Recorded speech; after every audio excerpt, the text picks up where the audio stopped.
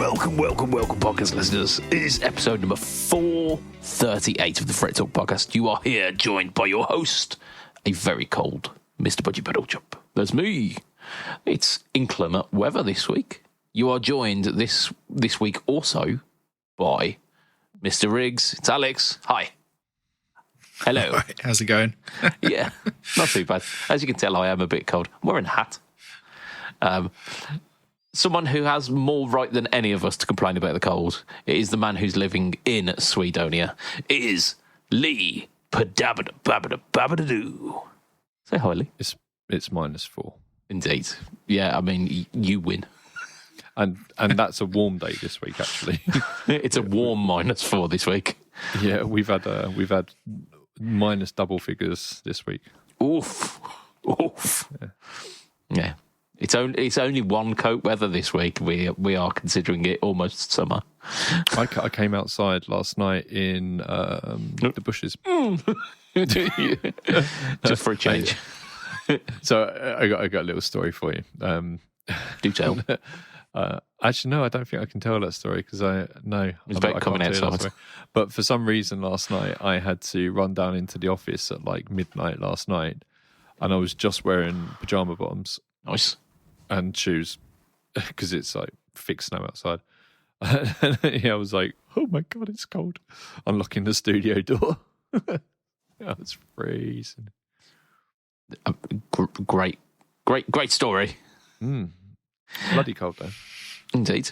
It's a very pleasant 24 degrees right now in this room. So that's nice. I mean, show off. I have my desk right next to a radiator. It's got its advantages sometimes. I think I've spoken about this before, but I tend to keep the heat, like the radiator in here, turned off because, like, switching the radiators on and off would mean that the guitars then get heated up and cool down and heated up and cool down. And I figure it's just better to keep it whatever temperature it is, just so that it's not constantly shifting them, which means that, like, I am at the whims of whatever the weather is doing in here. But yeah, it's not a pleasant one today, I don't think. But you know what? We're going to make it a pleasant one because it's the Fret Talk podcast number 438, the best one. To be fair, like, title there for you. Considering we are like just after Christmas and before NAMM, which is usually like the gear uncanny valley, there's actually some stuff this week, so we're all good. Cool. Surprising to actually see some gear news. Yeah. Already, like.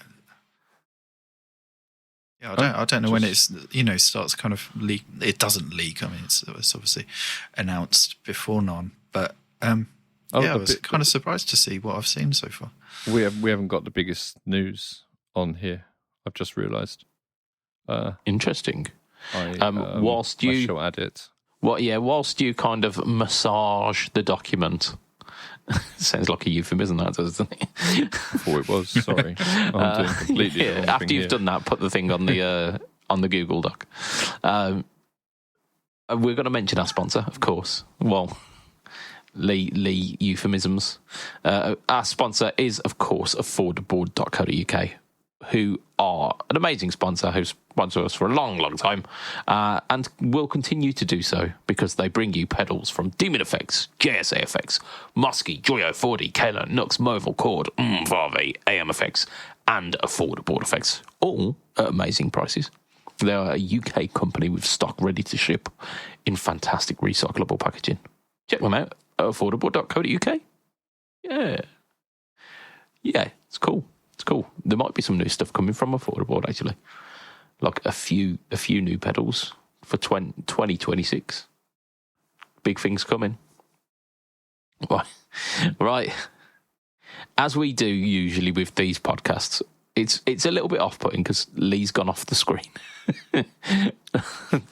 But there we go. He's back. No, he's gone again. Shit news was a bit barren this week. I really struggled. So this bit of shit news, it's not exciting, but not sure I'd particularly call it all that shit. Fender Ellie portable speaker. I know her. So, what, Fender Ellie? It's basically, you know, like Marshall have done their own little portable speaker, and I think like Boss did the Air, was it, or whatever it was called? You had one, I think, Lee, like a little portable speaker that also kind of works as a guitar amp. I've had a couple of these, yeah.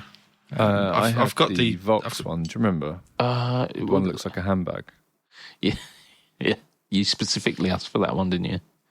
I really like that as well. It was very, very good. Yeah. I've used the Boss Katana, the smaller one, as a speaker more often than an amp, I think. Yeah, fair enough. So, I mean, I've got the THR as well, the Yamaha. They're supposed to be really good. They are. They're really, really good. Especially the one I've got. I forget which one it is, but it's the later THR2 or something. Very, very cool. All right, so I've added this news at the end, and it's really cool actually. Okay, I mean, yeah, fucking hell, you've done it much further after everything else. I don't know.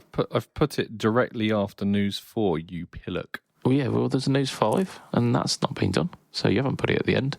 You knobber. It is news 5. Fender the Ellie. News 5 that you're looking at is the one. You pillock.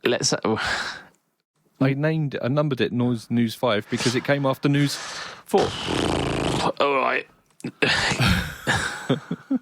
Tell us about the speaker. Yeah, I'm trying. I'm really fucking. I'm trying. Yes, you are. I've not got the blooming thing open. I don't think. Have I not? Oh, I have. It's just right at the end because I didn't care that much about it. It's the Ellie. It stands for something as well, and it's like a really shit abbreviation. I've got to find it. I've got to find it because it was just, yeah, it's just really shit. It was like extremely loud, infinitely expressive. That's the one. Oh no, really? I thought you were making it up. No, it's just short. Yeah, I just found it. Yeah, for extremely loud, infinitely expressive. That's a backronym, that is, isn't it? If you've ever seen one, it's definitely a way of naming your thing, isn't it? Yeah. I mean, to be fair, they look like little. Do you know, like DAB radios back when that was a thing? Yeah, they really, really do. And it looks kind of cool. It looks like you'd find it in a kind of trendy kitchen. And I'm okay with that. It's just a little DAB radio. But it is fully featured because it's got a 1/4-inch jack and an XLR input as well. It's apparently for plugging in guitars, which often go in XLR. I assume it's like it's a multi-jack that does 1/4-inch and XLR. Yeah, okay, I'm seeing it at the back. Yeah, I don't know. It's so they've released headphones as well in partnership with this. Yeah. I like my Marshall headphones. They were cool. They broke eventually. It's another guitar brand going into the lifestyle thing because there's a much bigger market. Is my wild guess. Yeah, and it is that, isn't it? And it pains me how Marshall have done it, but I bet they're making a lot of money off it. So I don't mind that they've done that. I mean, I don't mind that Fender have done this as well because, like, you know, we buy Fender Lego and Fender clocks and stuff like that. They are they're not just a brand. They're not just a guitar manufacturer. They are a brand as well. Like, we buy Fender T-shirts, we buy Fender belt buckles. I'm Alex just sitting there going, "No, I don't. I don't buy any of that shit."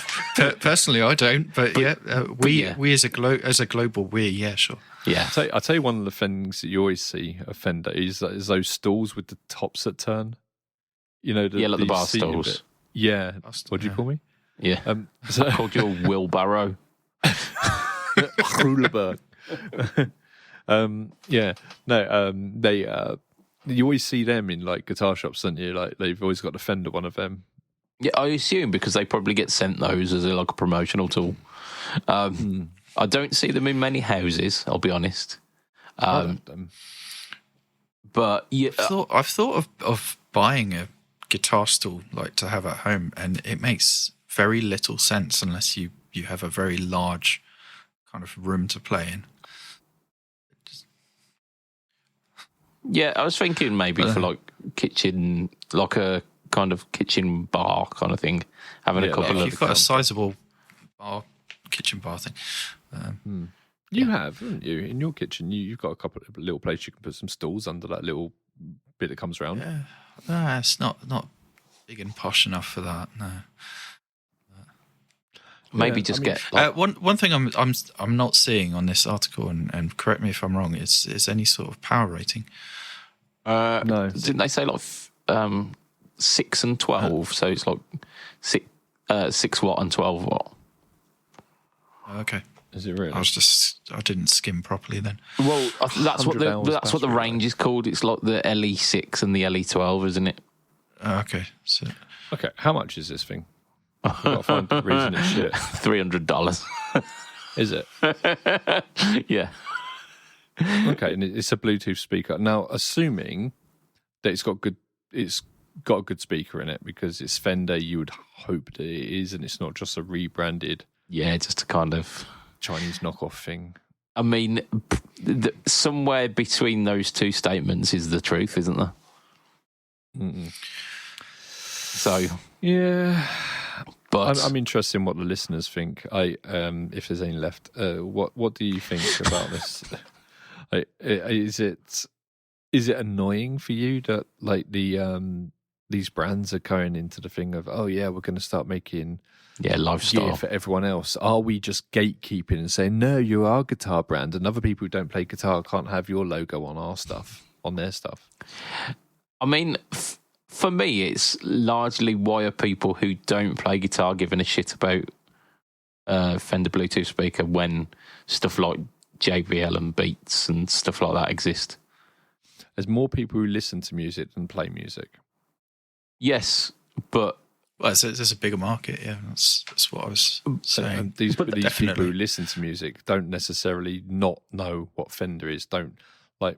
My uncle, he loves T-Rex, for instance. He knows exactly what Les Paul is. He's never played one in his life. Yeah, but look, whereas we have a vested interest and a kind of predisposition towards like guitar gear, like guitar manufacturers, like logoed stuff. So we're more likely to buy a Marshall fridge, for example. Like your average Joe wouldn't go like, oh, that fridge is a Marshall fridge. They'd go, okay, I need a little mini fridge for beers. Which one's the cheapest, or like which one's the most reliable? Can you think of any alternatives that are not from the guitar market? Like the one that pops to mind is like people wearing Wrangler gear, although they don't own a Jeep. But that's just off the top of my head. But are there other examples of this that I can't think of? Is Wrangler something to do with Jeep then? Yes. Is it? It's the Jeep Wrangler. I don't know if the Wrangler brand is owned by Jeep though. It might be. I thought it was. I mean, don't know. The one that, like, now you've mentioned that actually, the one that kind of transcends is JCB, where you get like JCB jeans and socks and stuff, and like work boots. But it's kind of tangentially related to owning a big yellow digger. Yeah. And what about like people who own a Ferrari T-shirt? I bet a lot more people own Ferrari T-shirts and like Porsche T-shirts and stuff like that than actually own Ferraris.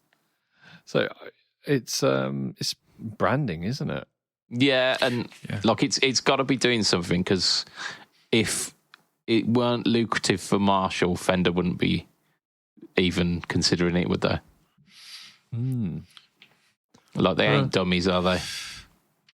I do like. I know. I said I wasn't a fan of Marshall going down this route a little while back.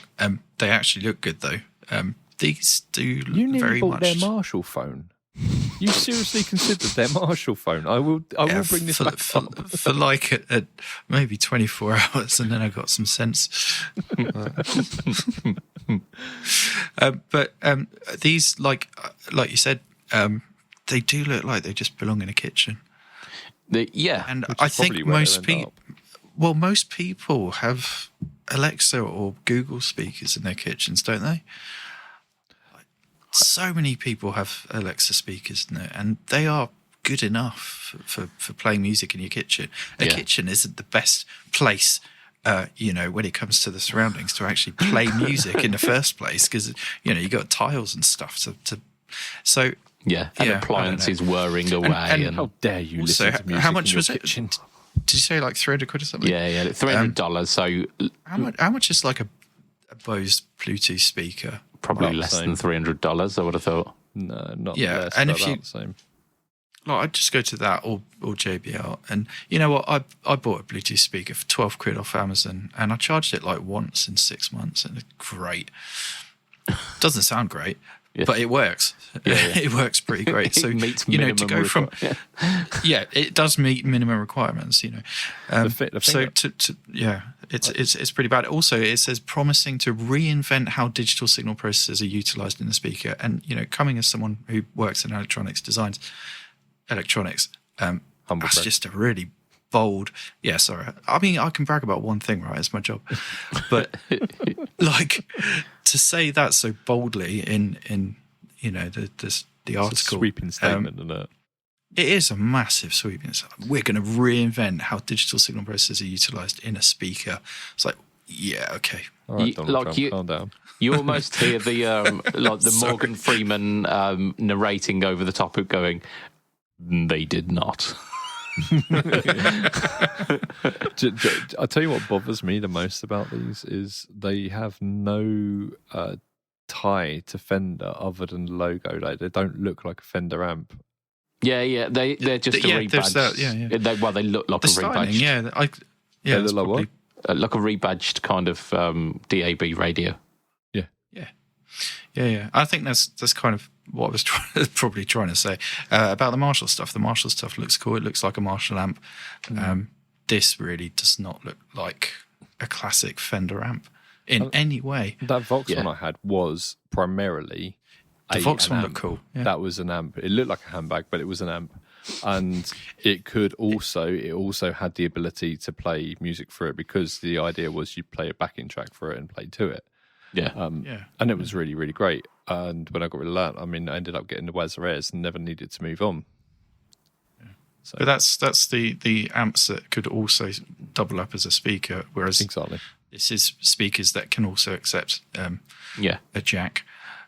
It doesn't look like it does any guitar processing in it. So you'd have to run a modeler into it for it to. Oh, you need your own. Oh, wow. Yeah. Is this another time to mention the very good Pod Express pedals by Line 6? Yeah. Or the Sonic 8 Pocket Master, which would go directly into it. It absolutely must have. It can't have it's got an XLR in as well. Yeah, but it's got to have some sort of modelling. Well, you look at the controls on it. It's got like channel 1, channel 2, and then it's got 48 volt and pad, and then mode, single, stereo, and multi. Has it really got nothing built in? If it has got something built in, it's not making it very adjustable on the amp itself. Reminds me of when I used to go to my mate's house and he would play like records for a record player, and he took the the speaker mic in and would plug his guitar in it, and you just get this the driest guitar signal you've ever heard. And then he'd hand you the guitar and go on, play along to this. Yeah, like really kind of horrible plinky. Absolutely zero sustain, zero none of the frequencies. What I'm picturing, right, is a party, lots of people having fun, and this and then someone gets this out and everyone stops having fun. Yeah, this is like leaves. Someone comes out, plugs their guitar into the back of the speaker and tries to play along, and usually that'd be me or Lee at a party. I was about to say it wasn't me. Yeah. Like this, I'm just picturing it now. But, At least we went to what's- parties. well, back in the day, yeah. No, interesting. We'll have to see how they flop. I mean, how they do. Yeah, I think it's the last we'll hear about these. I was Like we thinking might exactly that, might see them on at NAMM. They might be like a footnote in like Fender's displays, but A footnote in the headlands. absolutely right, gentlemen. How are we? Have any of us done anything of note this week? It's still mentioning your digital detox, and I imagine that's gone out the way. No. Yes, yeah. No. No. I mean, Yes, I have. well, we We did. did a live stream. Yeah, like literally last night. No. I was going to say, yeah, I'm sorry. pretty sure both your faces came up on my YouTube stream. You know, Whee! On suggested. Pornhub, you mean? Pretty sure it was YouTube. Did I have my VPN enabled? No. So what did we do on Pornhub then, Lee? We were dirty. I can't remember. What did we do? We spoke for an hour about... We basically about did the year another of podcast, didn't we? 2025. Yeah. Yeah, we kind of did a roundup of the year, featuring sort of like some of the stuff we mentioned on the guitar stuff of the Annam. We did some of the stuff that PBOD had chosen as well. Like we just kind of rounded up the year, and it's just like last year. This is kind of what was big, of course. NAM Last profiling season on guitar stuff. yeah, obviously, like the NAM profiling stuff was huge last year. There was like a little resurgence of flamps. There was the Helix Stadium stuff. Loads of really cool stuff, and we kind of casted our minds forwards to what we think will be popular this year as well. And if you want to know what that is, it's the Helix Stadium. But go and watch. No, there was other stuff, and yeah, we've got some other stuff, and one of those things that I alluded to in that we're going to talk about today at the end. Of course, yes, I definitely know that. Before we do we want to mention some guitar news? Yeah, Cool. I think tell you what, we're here for, isn't it? Let's start strong and let's mention the kind of the big release today, or was it yesterday actually? The Victory amp. Yeah. I think this is really cool. Go on. Right. Tell us about it. Let Alex do it because he's really into this. Okay. Okay. Well, I've always liked the look, the sound of Victory amps. For me, coming from Marshall TSL, long-time user, and then JVM, long-time user, they never had enough channels for me. And here comes an amp with 3 channels and, crucially, 2 master volumes, which I think is a really good feature to have an amp. And it nearly ticks all the boxes for me. And if I was gigging at the moment in a band where I play guitar as opposed to bass, I would probably order one of these straight up and make it work. I'd get a MIDI to jack converter or something. I'd make it work. But the one thing I wish it had is just MIDI control, just for the channels and the master volumes. But yeah, a 3-channel dual master volume amp. That's awesome, if you ask me. Yeah. So this is the MKX, isn't it? So MK Ultra. Is that what it's called? The MK Ultra? No, MK Ultra is something else. Oh, that's a thingy song, isn't it? A Muse song? A Muse song, but it's also something else as well on top of that. It's all US conspiracy stuff. Okay. So this obviously stands for Matthew Kelly Martin. X. It's Martin Kidd. I was going to say it's not Milton Keynes, is it? No. That'd be really cool, actually. Yeah. But they're not a million miles from Milton Keynes, are they? No, it's about an hour and a half from where they are. I mean that. Is it that far? I thought it was closer. Milton Keynes to maybe. Essex, because they're in Essex, aren't they? Well, sorry, it says they're in Woking, Surrey, but they're actually in Essex. Sorry, I'm thinking about Marshall Oh yeah, Milton Keynes is in Marshall's in Milton Keynes. Yeah, I was thinking of their headquarters. My bad. Yeah, no. And so I've just noticed that it's got 2 controls for the power amp as well. You've got presence and resonance control over the power amp. It's on the back of the amp. That's really cool. Interesting. That's something the JVM has. So you said it's a 3-channel amp. It's a lunchbox head, 50 watt, or scalable down to 9 watt, I think, as well. So potential for you to use it in a few different applications. 9 watt of valve would still be a bit much for home use, but yeah, look, if you buy a 50 watt head, there's one I've got goes down to 5 watts, and that's still too loud for just like normal home use. Yeah. So like 9 watt definitely will be too loud for home use. I'm glad we agree on that. Do you want to know another thing I really like about this big and lunchbox head? The JVM, they never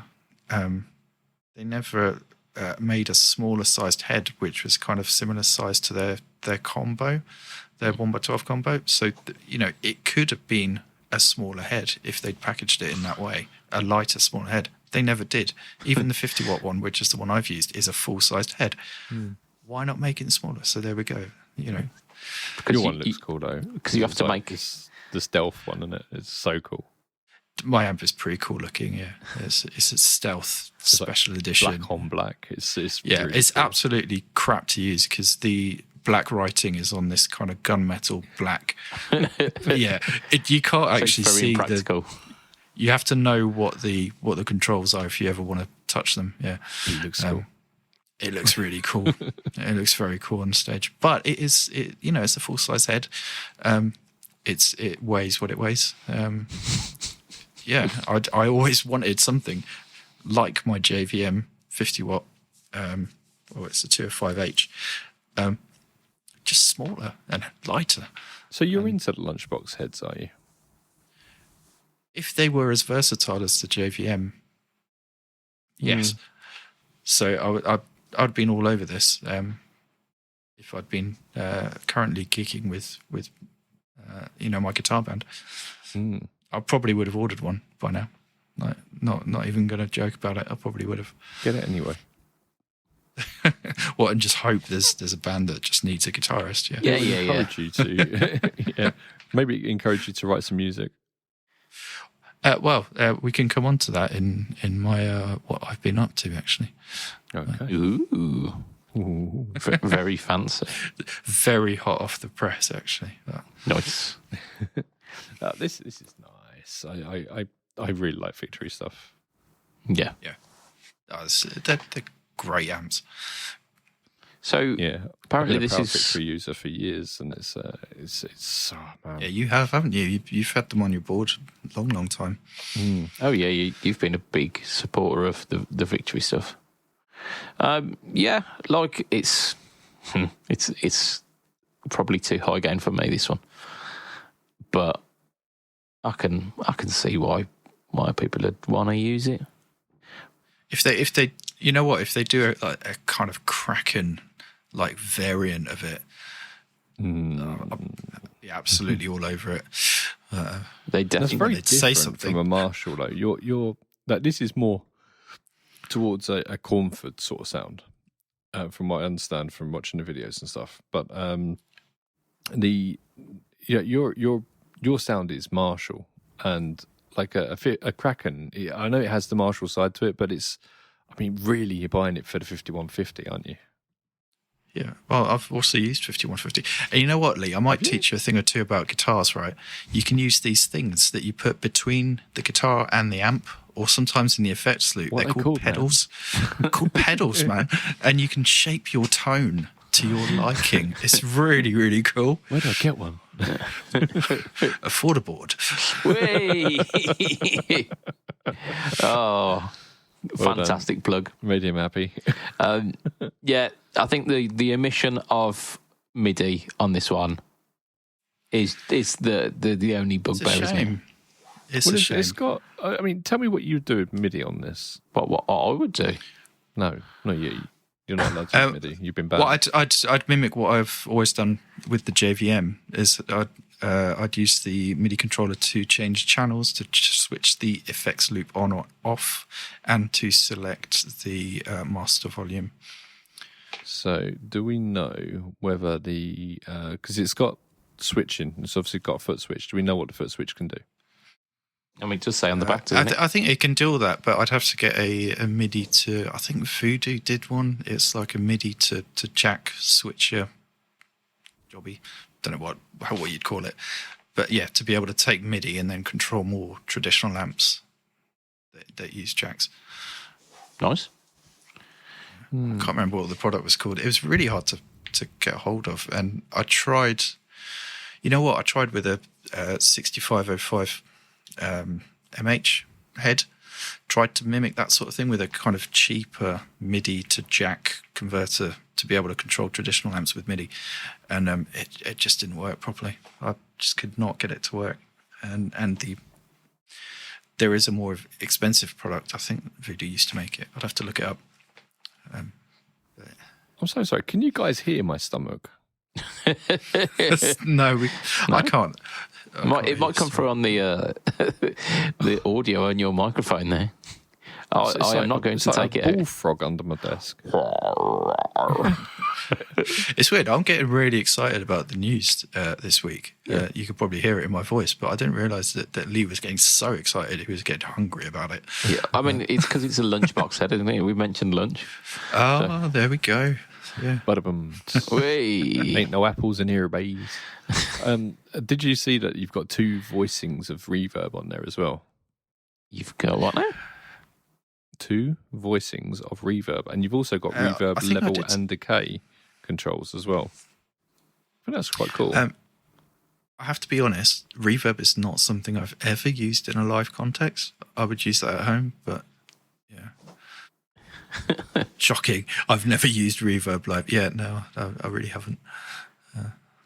Yeah, I mean, if the venue's good enough, you don't need to, but it's normally not. The venue's definitely not good enough, always.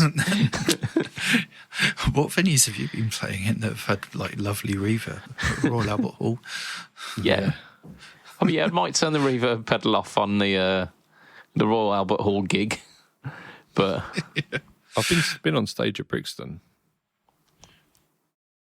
Cool. Not playing. Yeah. I was working there, and I ran on stage after the gig. Yeah, not something I've used live. I know a lot of people do, but for different styles of music, I guess. Oh yeah. I would not be without some form of ambience. Anywho, gentlemen, I think it's a pretty solid offer from the Victory Boys, especially this early on in the year. They've done a blinder there, haven't they? Makes you wonder what they've got coming up next, doesn't it? I might have to ask them, because they did have this event for like industry people that invited us to, and they did, didn't they? Yeah, they did. Yeah, it was about 2 months. Yeah, it's a shame I was washing my hair. Well, I couldn't make it obviously because it was in England. But you couldn't make it. Jason couldn't make it. Like if Alex was working with us at that point, like on the podcast and stuff, I would have got him to go over, because it's like he could have walked it, but just if they're across the Dartford Bridge. Alex, what you been up to this week?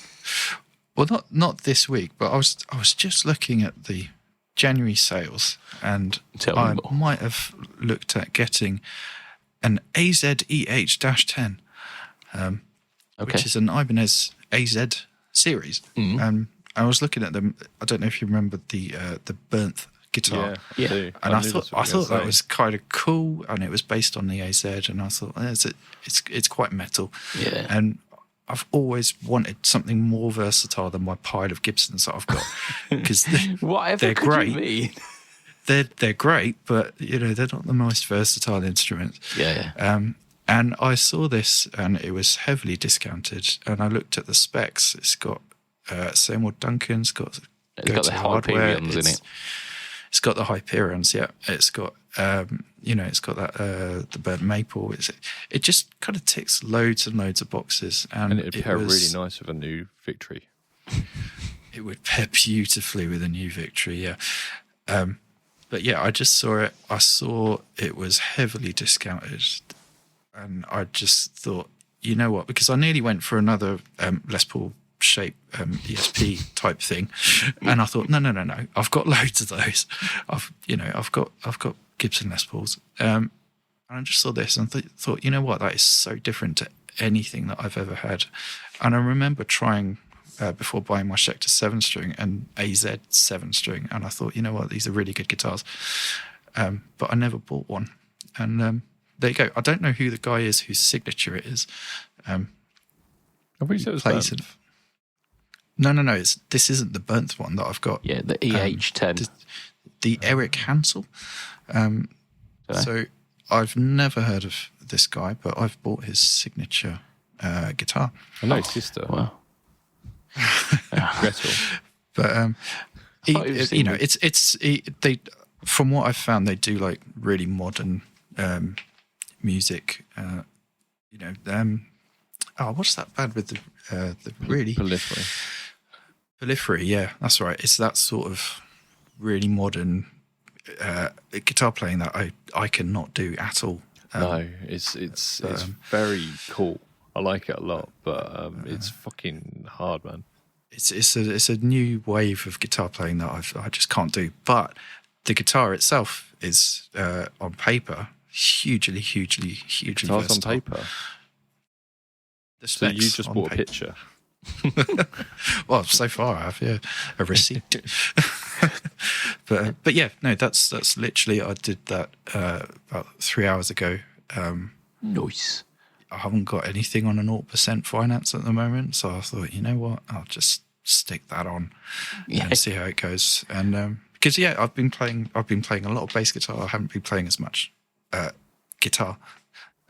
So you know. So you got a 7-string, which is kind of like halfway between. No. This is a 6. I haven't paid attention at all, really, have I? No, you haven't. But yeah, it's like super versatile 6-string. I'm going to keep it in standard tuning.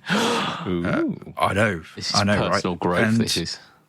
Yeah, I know. And what I might also be doing is getting the latest Boss pitch shifting pedal, because I hear it tracks slightly better than the drop. So I might be, literally a new era for me. A standard tune guitar. If I need to down tune it, I'll probably use a pedal. Yeah, do it Did you still digitally. use that harmonizer pedal I sold you? I think it's on one of my boards still. Yeah. That's good. No. I sold it. No, I got a better one. Yeah. It was noisy in my setup, and I still don't know why. I couldn't get to the bottom of it, so I did sell that, and I got something different. Should I turn it upside down? But yeah, I never had any problems with that. That was a good pedal. I played No. Yeah. But there you go. I've ordered something completely and utterly different to what I normally do, and we'll see how it goes. What's the pickup configuration on it? Dual humbucker? It's a single and a humbucker with a 3-way switch and a coil split as well. Nothing in the middle? No, nothing in the middle. Ooh, so, yeah, it's like telly. completely different to, any guitar that I own. And I own quite a few. But yeah, so hopefully it might, I don't know, get me playing a little bit more. Because, I have been playing a hell of a lot of bass, which is, down to this American jazz bass I've got next to me. But yeah, that's been my go-to for the past, since I got it, about a year maybe, I don't know. You do like your American jazz, don't you? My American jazz bass, I do, yeah. I mean, that's like, if I would describe Donker Knoffel in a few words, I'd say very American jazz. Yeah. I mean, they probably play as many notes. Yeah, no. If you look at the band I'm currently still in, buying a 6-string versatile guitar is it couldn't be further away from the music I play in that band. What does your guitarist use? I can't remember. I think he's got a wacky guitar, isn't he? He's got a number of guitars. He's got a signature Donker Knoffel Mayons. guitar that they custom made for him. Oh, okay. Very, very cool. Yeah, it's got the logo in the at the 12th fret and stuff like that. So it's a V shape. It's incredibly cool. Is that company not pronounced mayonnaise? Yeah.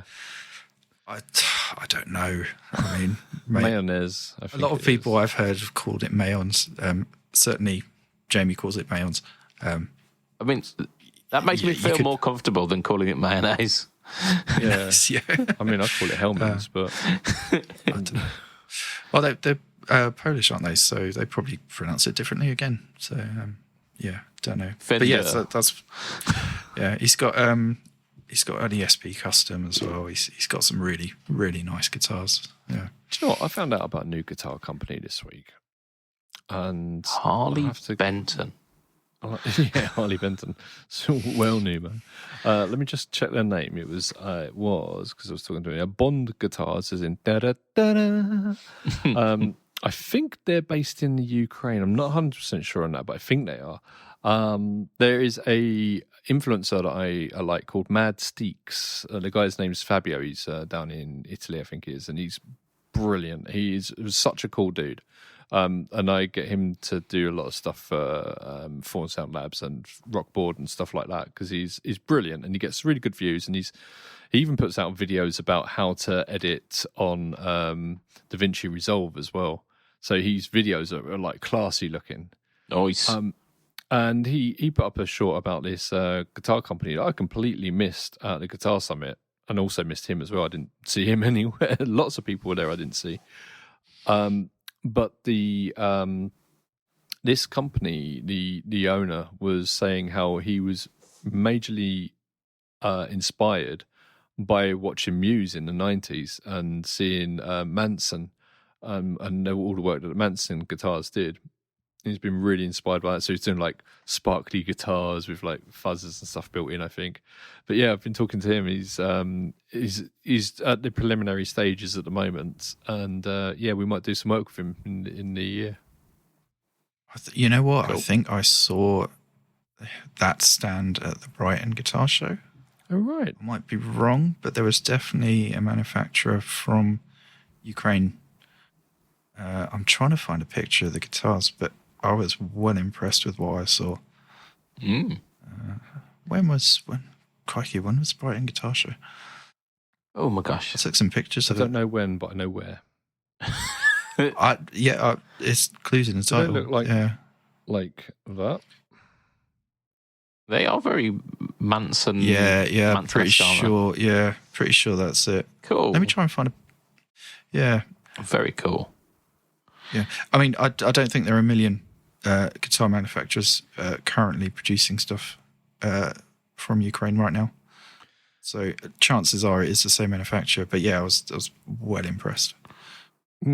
Yeah, I'd love to get myself like one of those silver sparkly ones and just like start playing Plug-in Baby on it and stuff like that. It'd be really cool. I'd like to get a Manson actually. I mean, that would be really, really nice. And I've got some contact details for that. You had the Ibanez with the Chaos pad built in, didn't you? I do. I still have that. But I never use it because it's just... Faff. Yeah. It's not that great. Yeah, it's basically like a kind of bottom tier RG with a thing. The guitar they put it in, the bass guitar they put it in wasn't very good to start off with, was it? Yeah, the fretboard on mine kept popping off. I had to glue it back down and like clamp it down and stuff. That's not ideal. Also, Suffolk is above Essex, and Colchester is actually part of Essex. I said Suffolk was about. Do you not listen to what we say? I heard it. Right. I just didn't know if you were... didn't actually listen. Right. Right, gentlemen. I want to mention this Stritch Pipe Tones because it's possibly one of the worst names for a product going. Oh, you think so? You think so, right? There have been a slew of companies that have opened up recently that have named themselves after parts from Lord of the Rings. And one of these companies is a high-end, for billionaires, security system that has like AI face recognition on the cameras and stuff like that. And they've called themselves Sauron. Nice. Yeah. I mean, like, it's got the eye that's watching over you. Yeah, I get it. In terms of like guitar gear, though, they're called. It's called Stritch, which is like it's somewhere between like stretch, maybe like it's like stretching for your frets, and rich. So rich. Yeah. But it's called pipe tones. And if you imagine if Fisher Price did a Pocket Master, then you're pretty much there. So like Fisher Price are kind of like British toy company for like for children, for like young like, children. kind of infants. So they would like make the box that you have like squares and circles, and you got to put the square peg in the square hole and stuff like that. That would be a Fisher Price toy. Yeah, so it's got a vibe of that, isn't it? It's like bright yellow with like these red buttons and like really vibrant looking. Would you say pastel colours? Is that be correct? No, pastel would be a bit more washed out than that. Imagine like kind of Sesame Street kind of colours, like very vibrant, very designed to be eye catching, but in a really kind of rudimentary way. It's kind of like a mustard yellow, and a tomatoey red, and tomatoey green, and that mustard red. Blue. Yeah. So essentially, like for all intents and purpose, it's very similar to those kind of units that are like the Pocket Master. It's a little bit cheaper, like all good, yay. Not the reason why I wanted to mention it, because like more of the same and not necessarily doing anything different. Not worth mentioning all that much. This one does do NAM profiles. It does it in the same or similar way the Sonic 8, so it's not converting it to snap tones like the Veilton. However, with the Veilton and the Sonic 8, it would switch off the amp and the cab blocks in the unit when you engage the NAM profile. So it meant you could only use NAM profiles that were full amps with cabs. Otherwise, you'd just be getting like a preamp tone. So with this, you can do the amp, and you had your own IR. Yeah. So like it doesn't switch off the cab bit. So you can use the internal cabs. You can also use IRs with it, I believe. Okay. So it then it extends it to being. Do I want V30s with this? Do I want greenbacks and so on and so forth? Yeah. So it's making use of more of the NAM technology essentially, because you were limited to only the full rig setups with the other ones, which is fine. There's still loads of choice, but you're stuck then. Like that amp sound is that amp sound, and there's not really much tweaking it. Whereas this, like you say, will this sound better with a V30 or with a greenback? Do I want a 412 or a 212 or even a 112 with this? You've got those choices. Oh man, what you need with this, right, is you need this and some like Hello Kitty guitar, and then like just get on stage, run this out to a thing, like just look like some absolute pillock, and then just absolutely tear it up with the dirtiest death metal you've ever heard. I mean, that it has happened in the past, hasn't it, where people have come onto stage with the Hello Kitty guitars that are like EMG loaded and just absolutely ironically ripped it one. Yeah. I mean, I've always wanted to step onto stage with something like a BC Rich that looks metal as shit and just play some of the daddiest blues that you ever did see. You wouldn't be the first one. I was looking for Warlocks this week because I just had a tinkering of like, I fancied buying a Warlock. Yeah. And seeing if I could get one of the earlier ones that were half decent. I was wondering if I could find one cheap, because, I mean, Warlocks went through this period of like where they just lost all credibility after like mid-2000s. And Yeah. because they started coming with in beginner packs and stuff like that, and there were bolt-ons and stuff like this. Yeah, I think like they did a range of guitars, did BC Rich, but the ones that everyone remembers were the ones that everyone could afford, which were like the Bronze series, which were like the equivalent of the Epiphone specials, like the Special 2, but just in the shape of a Warlock. Guitars as well. They did some really, really good like high end. Like the high end stuff was high end, but they weren't as prevalent. So I like this this pedal. It's the Stritch pipe tones. I think it's cool. I like that the screen kind of follows the same aesthetic because it's got like color coded in the same sort of colors, very bright. Is it the same screen as you find on the other ones? It looks very similar. Yeah, kind of small square screen. I mean, as in the UI, is it the same? That you recognise? No, but I think it's probably going to be the same kind of back end. It's just like the visuals are slightly different. Yeah, okay. Yeah, so when you turn it over, it's got the same S. Sure. I think this is cool. I like the because all the others look really like serious or too serious in some cases, and this is like, woe betide. You know what? It kind of knows what it is. Yeah, I suppose. And like the fact that it's doing more and it's cheaper is not difficult, is it? I think. How much is it in UK? Because I've got it up as 645. I've got it as £52 and 6 pence. And the Sonic Cake is 50 quid, isn't it?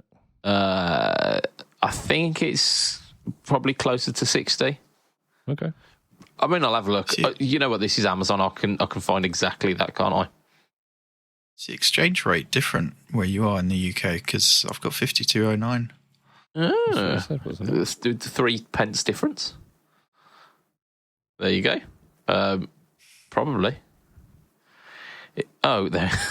Yeah, Pocket Master, 46 pence 88. So it's ever so slightly cheaper. The Pocket Master is cheaper. Yeah. Oh, are you saying? Oh no, that's a different one. Along the same top line, there was one for £40.18, but it's just called the Pocket Amp Portable Multi Effects, which is probably going to be some like shitty clone. I like how good these are coming out. Like these cheap multi effects have been getting better and better and better, but NARM profiling has really changed the game for them. Yeah, look, did I get that right? That you're saying that on other devices you can separate out the cab model from the amp model? That's this one, the Stritch. On you the can or can't? Yeah, that you can. You can on the Stritch, on the Valaton and the Pocket Master. They switch off the amp and cab modes. Okay, because for me, having that control over the cab is massive. I'm not often a fan of a lot of cabs that you find in these things. Yeah. I often very much gravitate to a 4x12, the obvious speaker choice. So being able to select that, obviously it depends on the amp, but yeah, I think that's important to be able to. Yeah, it limits the kind of feel of the amp if you've got a set speaker and amp kind of paired together. What you'll probably find though is that the kind of amps that you'll be wanting to play will be paired up with a. Yeah, they're usually paired, in a good way. But yeah, every now and then though, you get a metal amp without a 4x12, and it's just weird. Yeah. To me, I know I'm very biased towards that. Yeah, I'm going to put this 5150 through a 1x12 Jensen. Yeah.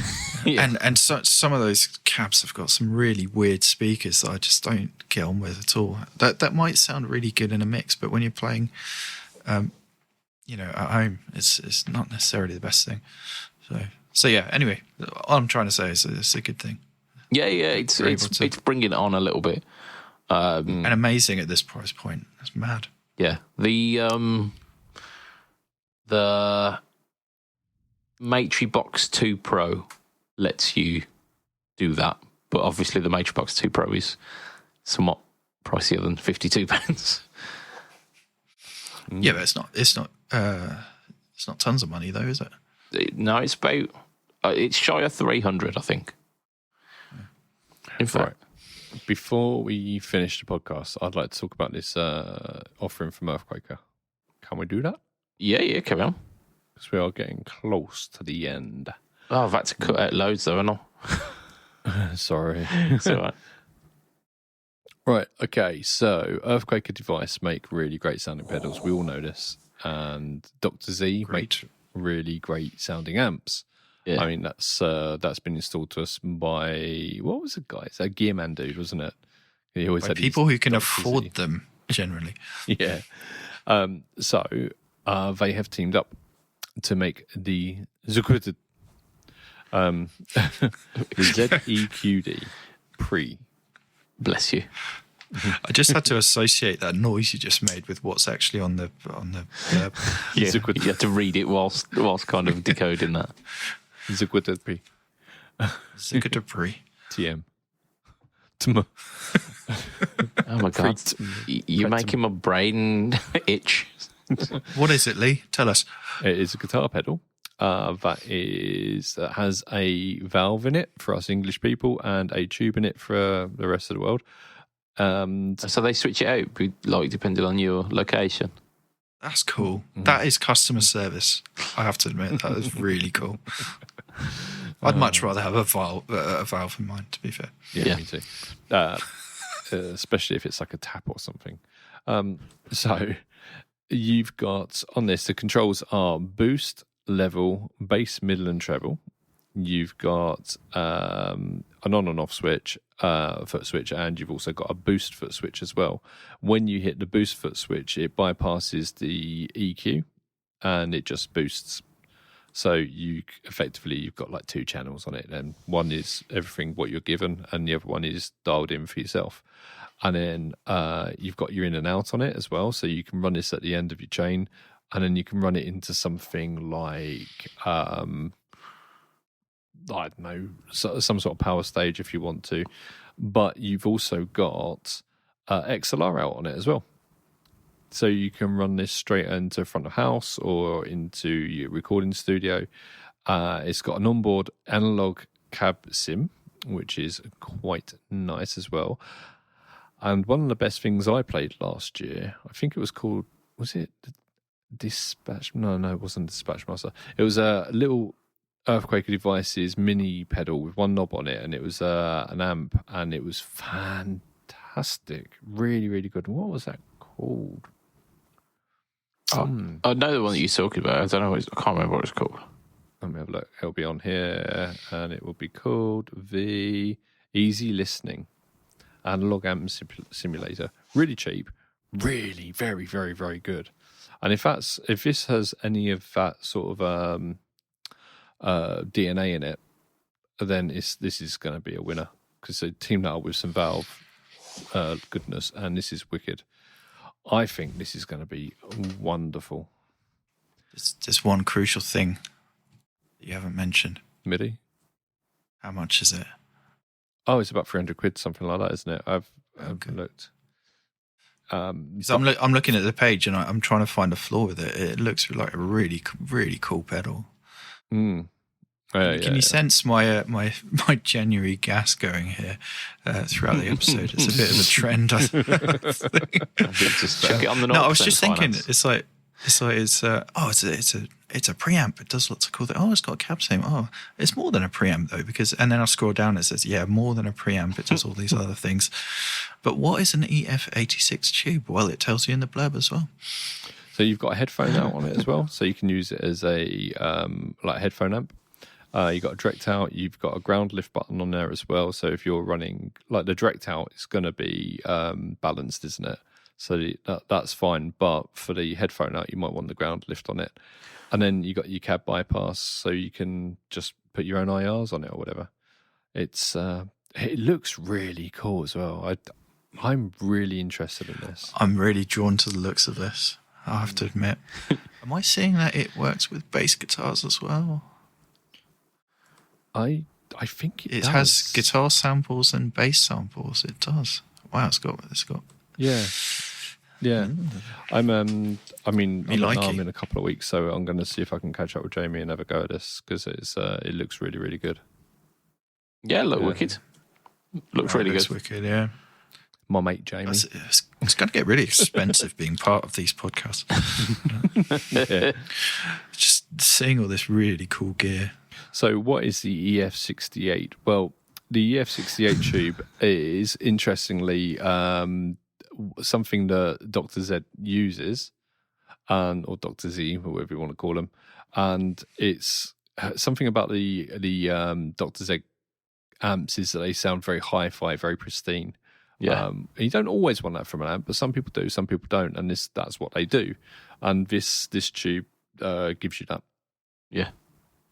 It looks like they've higher gain than just from one tube or valve. Just looking at what it says on the site. Yeah. Yeah, I mean, it looks a gain factor of 185. Should be 187, shouldn't it? Murder, death, kill. Significantly higher than comparable triodes, because it's a cathode. No, it's a pentode. You're right. It is pentode, yeah. Yeah, your 12AX7 is a triode, so it's got your two elements plus the cathode, and then this is... Yeah, the cathode's in the actual valve. And so it's two more odes, this one. Ode to valve. I assume that's like more odes equals more good. Oh, valve, how I do love thee. Doesn't say too much about the sort of like the cab it's emulating or anything like that. I trust in Jamie's ears. And I bet it sounds great. Yeah, I'm sure it's going to sound good. There are some sound samples on the website. It says just cab simulations, isn't it? Yeah, and there's a video on there as well. Very, very cool, very interesting, and I at the moment don't have a bad word to say about it. No, it's again a strong start to 2026, isn't it? It's very, very cool. Yeah. Keep an eye out, because this isn't the only valve-related pedal that's on the coming the out soon. horizons. On the horizon, yes, I like that. Speaking of horizons, this is where we're going to end up wrapping up the podcast wasn't very good for this evening. That was poor. So, I'm going to extend a thank you. I'm just going to ignore Lee, as I probably should do more often. I'm going to extend a thank you to you, the listener, for making it this far in our podcast. I'm going to extend a thank you to Affordable for being a legend and sponsoring the podcast. Check them out at affordable.co.uk. We're going to extend a super special, sexy thank you to our Patreon backers. There is both a free and a paid tier. If you're part of the premium tier, you get access to some additional shenanigans on the page episodes as well. But everyone gets their name shouted out on the podcast. We'll start off with our premium members, who for as little as $2 a month, you could be part of this crew. We've got Mr. Adam Yeomans of Chev Tone Effects. We've got Mr. Huge Erection. We've got Mr. Mike Ox Long. We've got Mr. Gary Golden Cock. We've got Mr. Ben Fletcher of Fletcher Pickups. We've got Mr. Brian Gower of the Tone Jerks podcast and the Second Button podcast and the Off the Rails podcast. We've got Mr. Diabetes Foot. We've got Mr. Jason Wharton of Jason Wharton 82. We've got Mr. Gareth Brand. And we've got Mr. Johnny Cambridge. And, of course, for our free members, we've got Brett, Dave, Harry Wellington, James Bragg, JD Fosho, Jimmy Smith, Johnny Goat, Julian Nielsen, Kamal Singh, the entirety of Kent, Marlas, Matthew Dang, Michael Baines, Bird, Michael Levinson, Mika Piponen, Mike, Nico Muisi, Perry Wright, Raphael Fulmaren, Ross Philpott, Simon Fricker, Vaughan Murray. What you see is not what you get. William Crone, Frank Brack, Michael Ribovich, DJ Play Nice, and Rich Gretzky. If you want to find me online, you find me Instagram, Facebook, YouTube, the other one, Blogspot, Instagram. Threads, all at BudgetPedalChap. I've not done anything on Blogspot for a while, actually. Shit, I should probably do that. It's been Christmas. It has. This week on YouTube, on the No Talk All Tone series, features the Thorn Bad Cash, because we were talking about it so much on the live stream. I was like, yes. It's weird. Yeah. I was literally just writing the word Thorn Sound Labs to old Sean Pierce Johnson. Oh, what a legend. And you went, Bad Cash, and I was like, yeah, Bad Cash. It's not reading my mind. Wicked Pedal, loved it. Loved doing the No Talk All Tone on it. Many, many controls. Oh, so many. Lee, where can we find you online? I can't. I'm hiding. Okay. You can find me on Facebook for everything to do with Thorn Sound Labs, Rockboard, and Pedalboards of Doom, and obviously Fret Talk as well. You can find me on Instagram for all the same, and YouTube, and TikTok. And have we done anything in TikTok like in ages? Yeah. Have we? Yeah. Do you remember? I put a post up on there not that long ago, and I was like, "Look how well it's done." Do you not remember? Both of our viewers watched it. No, man, we got loads of followers. Sorry. Listen. Listen to our 3 viewers. Awesome. We have, like, bear in mind, we never go on there. We've got 511 followers. That's not bad, actually, considering. The last post I put up, which was the news one. Do you remember the news one? Got 2,700 likes, I think, or views or whatever. 2,700 views, 83 likes. Nice. We do well on TikTok. We just don't do that much on TikTok. Oh, mate. We really should. Need to do some dancing. I think that's the main thing, isn't it? With pedals. It's just like... Maybe it should be tap dancing. You know, do you remember those? We can link everything together. So on British TV, they would always like, we don't do nudity in England. It's too cold. But they would often do like these dances where someone would be holding like a bunch of bananas or something, and like in one hand and a coconut in the other, and they'd like be covering their bits, and they'd move one hand and then come back and then move the other hand, and you never got to see anything, but it was all very risque. We could do that with pedals. Sounds awfully Austin Powers, doesn't it? Yeah, very much so. I can do that with pedals. I am definitely not going to be doing that with pedals. I can tell you that. Yeah, I volunteer mini pedals, so I volunteer Lee. Like one of the mini ones. Yeah. Don't you have one with a banana on it or something? Probably. Hang on, I need to order a Line 6 stadium for this. I mean, I'm thinking, have we got anything smaller than these kind of mini pedals? There are those pedals that have no knobs on them, and we could sort that out. I mean, same.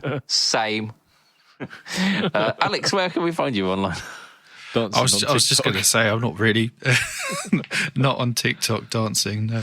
Everything Pedalboards of Doom on Facebook, and anything Donker Knuffle, and as you said, here. Hey. I don't know how many episodes I've done with you guys now, but it seems I'm here to stay. So I think you've got frequent flyers by this point. Me coming up, you'll be pleased to hear. Great. I mean, sorry. Such a shame. Right, gentlemen. It's those episodes were going to go really smoothly. Yeah. Boring as fuck. It'd be interesting to do an episode where, like, the podcast document gets read before the recording. Wouldn't know what that's like. Right, anyway, so from myself, Mr. Hello, from Lee Padabadabadabadoo, from Mr. Riggs, it will be a tatty bye and good night for this week. Ta-ra, bit. Bye all. Yeah, bye.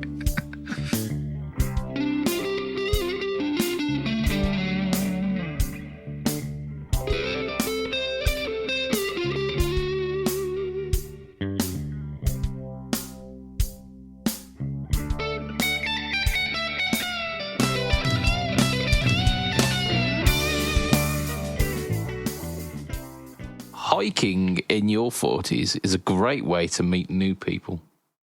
Today, I met 2 paramedics, 3 nurses, a cardiologist, and I nearly met Jesus. Great.